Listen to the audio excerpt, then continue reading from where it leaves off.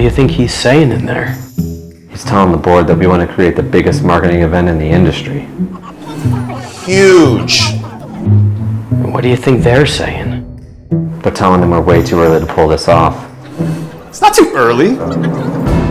What do you think he said? That we need to take big swings. Big swings. Oh man. I wonder what they said. They said, of course we need to take big swings, but this is crazy. You're crazy. You're right. I bet it's a bloodbath in there.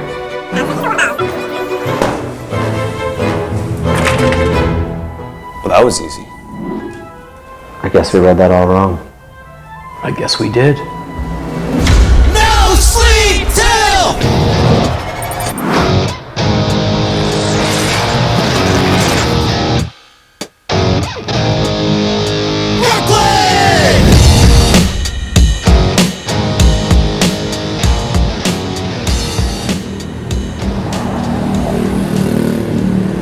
We are evangelizing a new playbook for marketing.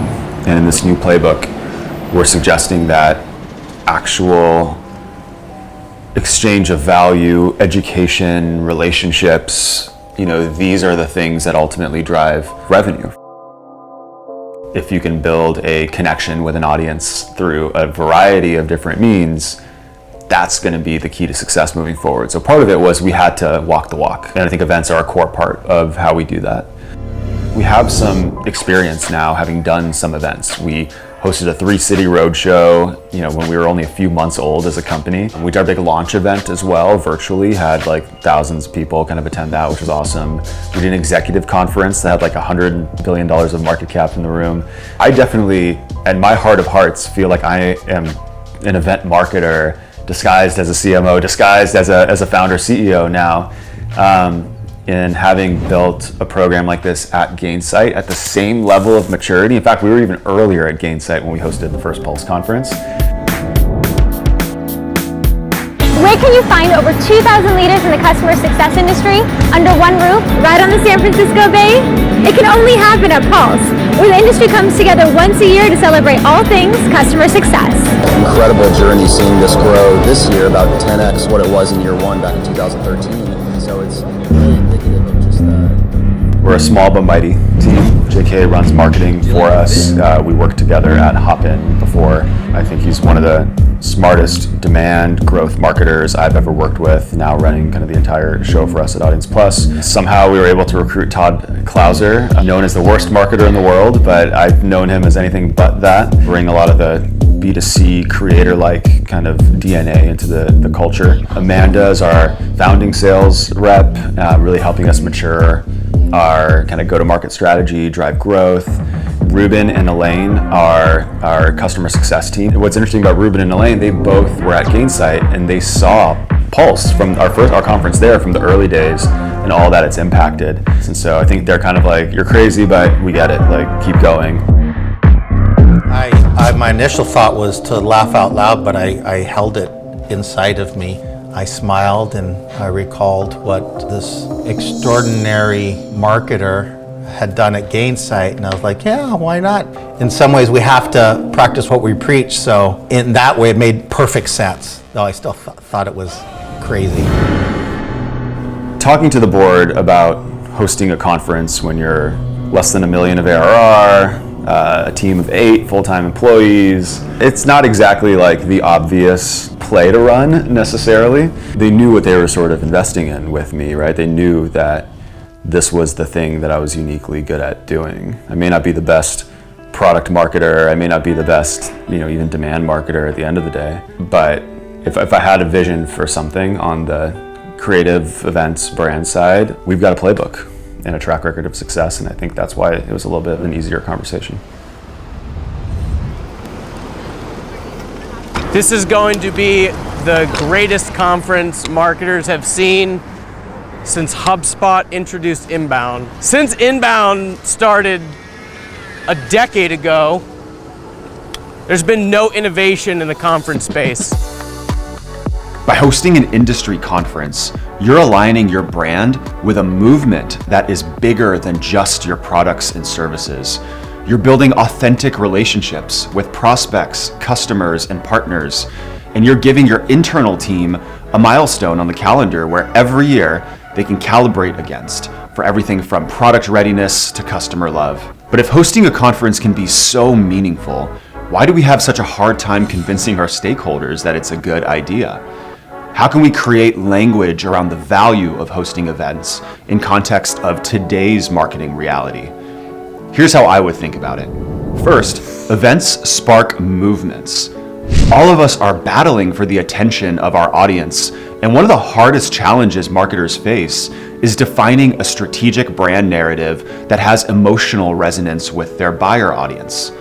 Events, unlike any other program, enable marketers to activate that messaging, to align their brand with that story, and probably the most powerful outcome, to gather the voices of a community who validate that narrative as true. I would have to say all the creators are here. It's a big space to be right now in the creator world, and if you're on LinkedIn and you are creating content and you're not here, you're missing out. Validating your market leadership as the brand at the helm of the movement. Owned media gives people the opportunity to stand out like never before. A guy like me can get dressed up in a silly costume and make a difference. That's not something I would be able to do on networks that exist without platforms like AudiencePlus. It gives a voice to smaller creators like never before. Events drive pipeline. I think it's a much easier sell, or at minimum, a compelling reason to reach out to get a prospect to attend a thought leadership event rather than taking a demo. There's an explicit exchange of value there. And conferences represent an incredible opportunity to fill the room with prospects, whether they're warm or cold, and to curate moments that build relationship with them on site. Events close deals. The research shows that there's a 10x improvement in close rate for prospects who attend a conference versus non-attendees. I'd sell stakeholders on the idea of setting a meeting target for every pipeline account who will be there, to host breakout dinners for prospects and other field marketing activations. Events build the partner ecosystem. You can't really host an industry conference on your own. These programs represent an amazing opportunity to activate the partner channel with your brand at the center of the ecosystem. I mean, there's an incredible amount of hype around this event, so many incredible marketers, a team that has a track record of putting on incredible events. The only thing that held me back is I heard the world's worst marketer was here as well, Todd. So I was like, do I really want to go? But then, the answer was absolutely yes. So Apollo's really happy to be here. We're happy to sponsor. We're happy to partner. Partners make for great exhibitors and speakers, and their participation helps both drive net new attendees from their audiences, as well as offset the expenses of putting the event on. Finally, events impact customer retention. We saw some data at Gainsight that after 6 years of hosting the Pulse conference, any customers who did not attend our event had a higher propensity to churn. That's because events enable the CS team to build real human relationships with our customers, to celebrate them as the heroes in our community, and ultimately to help strengthen their decision in betting on your brand as customers. Get on stage! Let's go!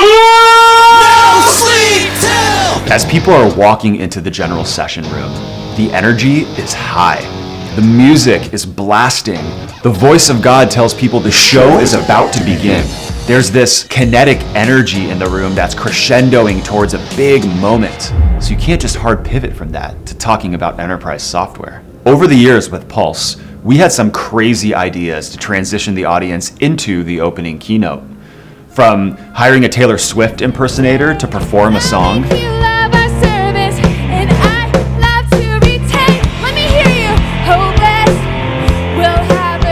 to a Friends skit featuring doppelganger actors, Clean data. The internet, my high-speed broadband is the best. to my personal favorite, a surprise Vanilla Ice performance.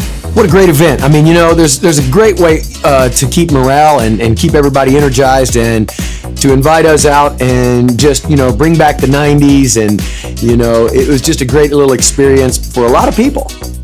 Create a moment that lives up to the energy you're creating in the room and successfully transitions your audience into the opening keynote. Now, Goldenhour being a first-year event with a first-year event budget to boot, we took a bit of a safer route for the opening moment. We had been running a campaign for the last year or so called emo marketing, where we'd rewrite the words to popular punk songs from the early 2000s to create empathy with just how hard marketing is in 2024.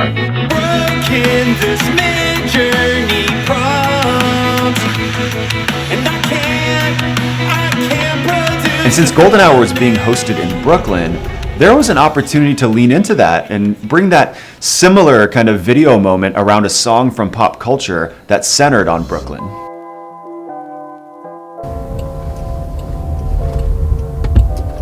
We have a core value of childlike joy. And our thought here is we're doing this work thing for a lot of our lives. We want to make sure that we bring joy into everything that we do. At our launch event in May, we had Danielle Fishel, who is Topanga from Boy Meets World, be our host. And it was just an amazing, nostalgic moment, especially for our audience who grew up watching that show. Hello. Oh, hi. I'm Danielle. You look just like her. Well, that's because I am her. Method actor. Nice. So, what's your real name? No, Danielle. I really am her. You should see the Phoebe I used to work with. Yeah, she's great. JK, by the way, she's great. She looks just like her. What? She's actually. Oh, this is awkward. I'm sorry. Can I get you something? You know what? I would love a water. Water. Got it. I think I'll be right back. Okay. You know what? I think we should start the show. And so what can we do that's going to just be joyful and amazing? We're like, well, we're going to be in Brooklyn. No sleep till Brooklyn. Spent last year making budgets disappear. Team running leaner and our targets unclear. My CFO says it's efficient growth time, but it's been 3 months since I spent a dime. So I launched some paid, give our site an upgrade. Nurture leads for the last decade.